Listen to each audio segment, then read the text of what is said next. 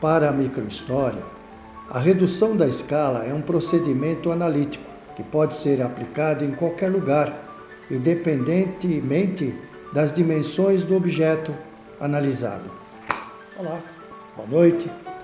Eu sou Jorge Paulovic, presidente do Centro Cultural Brasil-Estados Unidos, da Casa Kennedy e da Academia Itapetininga de Letras. Hoje, nós vamos já para o nosso segundo programa. Vocês se lembram que na semana passada nós falamos sobre a arte segundo o conceito filosófico.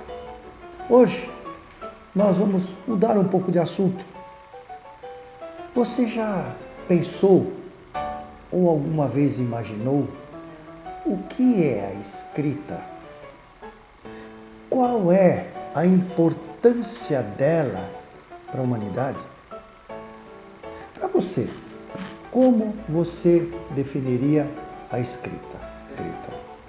A escrita nada mais é que um recurso pelo qual a ideia humana, que consiste na utilização de sinais para exprimir uma ideia codificada.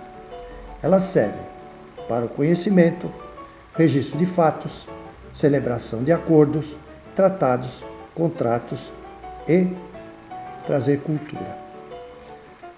Segundo os historiadores, a escrita dividiu a pré-história da história.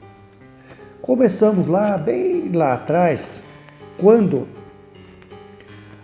os nossos ancestrais, eles desenhavam nas paredes e faziam aqueles desenhos rupestres, que são chamados. Para eles, naquele tempo, aquilo não era uma sílaba e tampouco era um sinal fonético. Eles pintavam aquilo para representar o cotidiano deles, a vida deles e os animais e a vegetação que os cercavam. Cerca de 1500 anos antes de Cristo, na Mesopotâmia, começaram lá um modelo de escrita que servia para registrar propriedades, dívidas e impostos. Na verdade, eram placas de barro chamadas de ideogramas. E cada objeto corresponderia a um símbolo ou representação gráfica. Como eles faziam? Eles tinham um objeto pontiagudo triangular que eles marcavam no barro mole, primeiramente os números, e depois começaram a fazer sinais ou símbolo. E essa escrita foi chamada de cuneiforme, do latim cuneus, que quer dizer cunha. Mais tarde, um pouquinho, nós vamos encontrar os egípcios que criaram hieróglifos, que também eram ideogramas. Vale dizer, eles registravam acontecimentos importantes, a assunção de um rei, mas eram também sinais, por exemplo, uma pessoa andando, um rei, um símbolo religioso, ele era simplesmente um sinal. E também esses símbolos passaram então à fonética, com sinais.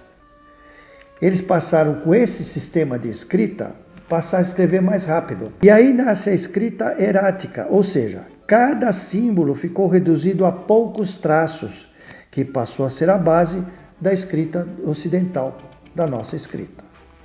1000 a.C., os fenícios, com base na escrita da Mesopotâmia egípcia, criam sua própria escrita, que não possuía vogais, somente consoantes, cada qual com seu símbolo.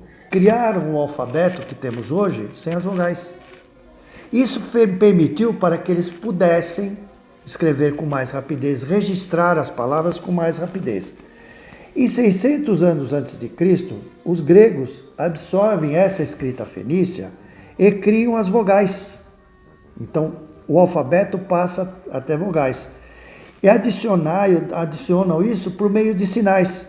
Fica então criado o alfabeto utilizado atualmente na nossa cultura ocidental. Então, para nós, mais ou menos a escrita, são sinais ou símbolos que servem para exprimir as ideias humanas. É uma codificação que permite com precisão registrar a linguagem falada. E ela serve, nos dias de hoje, para celebrar contratos, fazer poesia, fazer acordos, tratados e outros registros.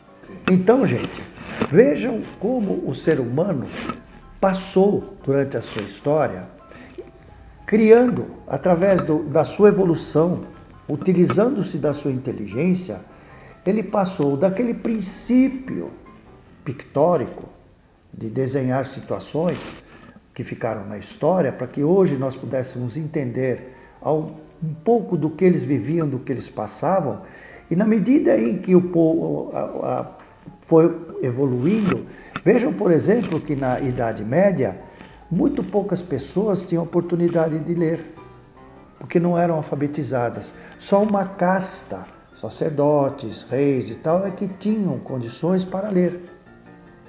E a escrita era manual. Os monges escreviam manualmente os livros. Depois, com a invenção de Gutenberg da escrita, facilitou muito. Mas com o passar do tempo, as pessoas foram tendo a oportunidade de se alfabetizar e hoje a maioria da população sabe ler e escrever, o que é uma forma também de libertar o ser humano. Para concluir, gostaria que você se inscrevesse no nosso canal, curta, dê sua opinião. Estamos interessados na sua opinião. Para concluir, eu vou deixar um recado aqui. A importância do livro no conhecimento que liberta. Muitas entidades estão sendo extintas em razão da modernidade e da falta de incentivo à leitura, quer pela utilização dos modernos tablets, quer por intermédio da internet, que disponibilizam diversos recursos, entre eles o de ler um livro. Isso eu confesso que ainda sou do tempo antigo, em que aprecio uma boa leitura através do livro impresso. E gosto de marcar as páginas com o marcador de páginas. Tive uma experiência com o tablet e confesso que não me adaptei e tenho o tablet novinho, guardado em uma gaveta, tanto que doei ele para uma pessoa que necessita do tablet. Ainda mais nos tempos de hoje, em que as aulas estão sendo feitas online e uma criança pode usar esse tablet.